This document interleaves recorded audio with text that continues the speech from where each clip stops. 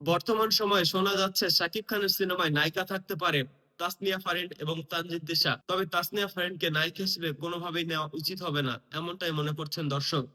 কারণ তাসনিয়া ফারিনেরা কখনোই শাকিব খানের ভালো চায় না। এর আগের বার লিচুর বাগানে গানটি যখন শেয়ার করেছিল, তখন সাবিলা নূরের ব্যাপক পরিমাণে প্রশংসা, খুব প্রশংসা সাবিলা নূরের। কিন্তু ওই গানটাতে তো মেন পার্টে ছিল শাকিব খান। শাকিব খানের কোনো প্রশংসা নাই। বাদ বাকি সবার প্রশংসা করলেন তাসনিয়া ফারিন, শাকিব খানের প্রশংসা ছাড়া। এরা কি করবে জানেন? সিনেমা যখন চলবে শাকিব খানের সাথে, তখন শাকিব খানের খুব প্রশংসা করবে। শাকিব খান ভালো কো আর্টিস্ট, ভালো কাজ করে, ভালো কথা বলে। কিন্তু যখন সিনেমা শেষ হয়ে যাবে, সিনেমা ভালো সফলতা পাবে, তখন যখন তাকে জিজ্ঞেস করবেন, তখন বলবে সিনেমার গল্প ভালো ছিল, এটা তো আমি জানতামই এটা সিনেমা হিট হবে, আমি বুঝে শুনে কাজ করেছি। তখন আর শাকিব খানকে ক্রেডিট দেবে না, ভবিষ্যতেও দেবে না। একটা পর্যায়ে শাকিব খানের অবস্থানকে কেন্দ্র করে তারা সুপারহিট হিট হবে, কিন্তু শাকিব খানকে ভুলে যাবে। এই কারণে বেশিরভাগ দর্শক চাই তানজিন তিশাকে।